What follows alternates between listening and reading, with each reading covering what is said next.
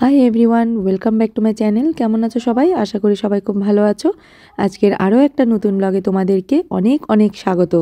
আর আজকে তোমাদের সাথে যে ব্লগটা আমি শেয়ার করছি এটা আমাদের কাজিরাঙা ট্রিপের ব্লগ। আমরা টোটাল 14 জন এসেছি বাচ্চা কাচ্চা নিয়ে সবার। আমার হাজব্যান্ডের ফ্রেন্ডের শ্বশুর বাড়িতে আমরা আছি। ওদের বাড়ি হচ্ছে ফরকাটিংয়ে। আমরা ট্রেনে এসেছি সবাই। ট্রেনে আমরা এসে ফরকাটিংয়ে নেমেছি। ফরকাটিংয়ে আমরা এক রাত্রি ছিলাম ফ্রেন্ডের শ্বশুর বাড়িতে থেকে। আমরা ওখান থেকে পরদিন সকালবেলা আমরা দেখো সবাই গাড়িতে বেরিয়ে পড়েছি ব্রেকফাস্ট করে। সকালে 8:30 9টার দিকে আমরা কাজিরাঙার দিকে বেরিয়ে পড়েছি। সবাই মিলে আমরা গাড়ি করে যাচ্ছি। দুটো গাড়ি নিয়েছি আমরা। একটা গাড়িতে আমি, আমার হাজব্যান্ড, ওর দুই ফ্রেন্ড, ওর বাচ্চা কাচ্চা, আর আমার আরেকটা ফ্রেন্ড ছিল। আর আমার হাজব্যান্ডের ফ্রেন্ড রূপমদা, উনি গাড়ি ড্রাইভ করছিল। আর আরেকটা গাড়িতে বাকিরা সবাই ছিল। আর আমরা খুব তাড়াতাড়ি কিন্তু পৌঁছে গেছি, বেশিক্ষণ সময় লাগেনি, কারণ ফরকাটিং থেকে খুব বেশি দূর না কাজিরাঙা। আর যেতে যেতে রাস্তার দুপাশে এত সুন্দর লাগছিল, সব চা বাগান, নদী, ভীষণ ভালো লাগছিল। একদম চারিদিকে সবুজ আর সবুজ। আর এই এত সুন্দর সুন্দর দৃশ্য চারপাশে দেখতে দেখতে কিন্তু খুব তাড়াতাড়ি কিন্তু আমরা পৌঁছে গেছিলাম কাজিরাঙা রিসর্টে। আর রিসর্টে ঢোকার পরে চারিদিকটা দেখে এত ভালো লাগলো, ভেবে পাচ্ছিলাম না যে কোথায় ফটো তুলবো আর কোথায় তুলবো না।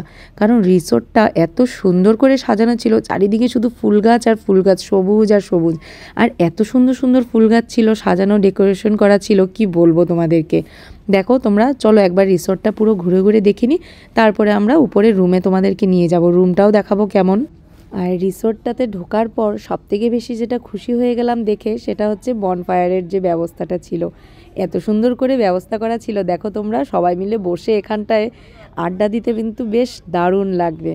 যাই হোক, তারপর শুনতে পেলাম নাকি সন্ধ্যাবেলাও দারুণ একটা অনুষ্ঠানের আয়োজন করা হয়েছে এই স্টেজটার এখানটায়। তো চলো আগে আমরা পুরো রিসর্টটা ঘুরে ঘুরে দেখে নিই, দেখে আমরা তারপর চলে যাব সোজা রিসর্টের ভিতরে। রিসর্টের ভেতরটা কেমন, রুমগুলো কেমন, সেগুলো তোমাদের সাথে শেয়ার করব। তোমরা পুরো ব্লগটা দেখতে থাকো, একদম স্কিপ করবে না। ভালো লাগলে লাইক কমেন্ট শেয়ার করবে, চ্যানেলটা কিন্তু সাবস্ক্রাইব করতে একদম ভুলবে না।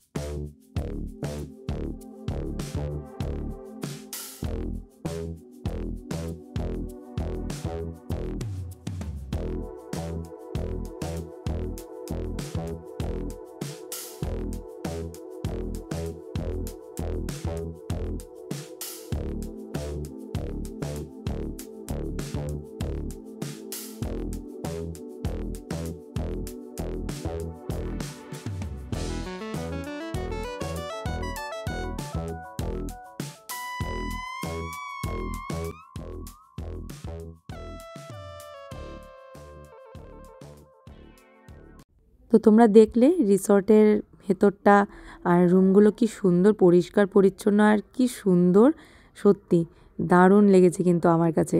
রুমগুলো এত সুন্দর ছিল, আর এত পরিষ্কার ছিল, আর এত সুন্দর ব্যবস্থা ছিল, আমার তো ভীষণ ভালো লেগেছে। আমাদের সবারই ভীষণ ভালো লেগেছে।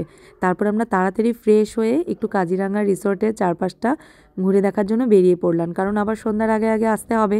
শুনেছি প্রোগ্রাম আছে, একটা বিহু ডান্সের আয়োজন করা হয়েছে। তো তাই আমরা তাড়াতাড়ি বেরিয়ে পড়েছি ফ্রেশ হয়ে একটু ঘুরে দেখার জন্য। তারপরে দেখতে পেলাম দুপাশে কিন্তু দারুণ সুন্দর লাগছিল দেখতে। দেখো কি সুন্দর লাগছে দেখতে। তারপরে আমরা চলে গেছিলাম একটা অর্কিড পার্কে, কিন্তু যাওয়ার পরে দেখলাম আমাদের দেরি হওয়াতে অর্কিড পার্কটা বন্ধ হয়ে গেছে। তো সেখানে একটা খুব সুন্দর একটা মার্কেট ছিল, সেই মার্কেটটা আমরা ঘুরে, আমরা ওখানে একটু চা, মালপোয়া এগুলো খেয়েছি। ওগুলো খেয়ে আমরা ফিরে এসেছিলাম রিসোর্টে। আসলে রিসোর্টে ঢোকার পর সব কিছু এত সুন্দর দেখে আমাদের ফটো তুলতে তুলতে আর রিলস বানাতে বানাতেই বিকেল হয়ে গেছিলো। আমরা টেরই পাইনি কখন বিকেল হয়ে গেছে। তাই আমাদের আস্তে আস্তে পার্কটাও বন্ধ হয়ে গেল। তো যাই হোক, এই মার্কেটটা খোলা ছিল, পার্কের ভিতরে মার্কেটটাই ঘুরেছি আমরা। আর এই মার্কেটটাতে কিন্তু খুব সুন্দর সুন্দর জিনিস আছে। দেখো, কাঠের তৈরি হাতি, গন্ডার থেকে শুরু করে সব কিছু আছে। তো হাতি গন্ডার তো কিনিনি, কারণ এখানে অনেক দাম চাচ্ছিল। তো তো ভেবেছি আমরা যে মার্কেটের পার্কের বাইরে যে মার্কেটটা আছে ওখান থেকে নেব। তাই ওখান থেকে আর কিছু আমরা কিনিনি, শুধু দুটো কাঠের চিরুনি কিনে চা মালপোয়া এসব খেয়ে আমরা রিসোর্টে ফিরে গেছিলাম।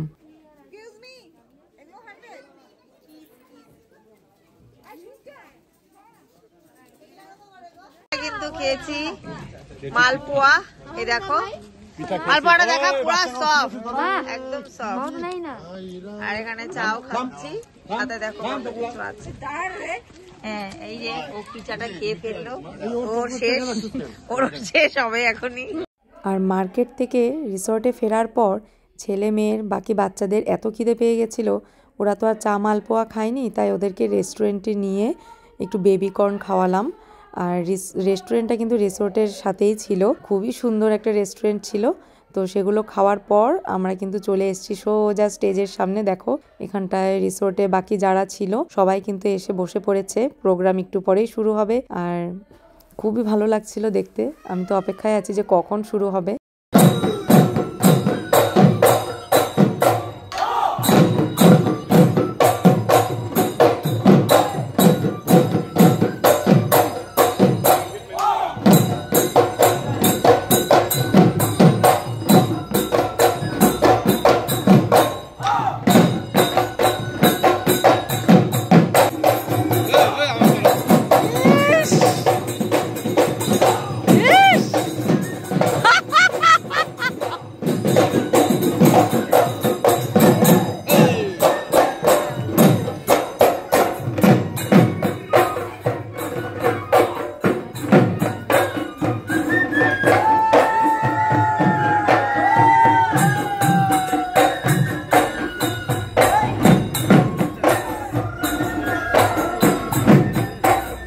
তো চলো আমরা প্রোগ্রাম শেষ করে রাত্রের ডিনারে আমরা বিরিয়ানি খেয়ে আমরা লাস্ট একটু আড্ডা দিচ্ছিলাম সবাই বসে, কারণ এরপর তাড়াতাড়ি শুতে চলে যেতে হবে আমাদেরকে, যেহেতু ভোরবেলা জঙ্গল সাফারির জন্য 8:30টায় টাইম দিয়েছে আমাদেরকে, রেডি হয়ে বেরোতে হবে তাড়াতাড়ি।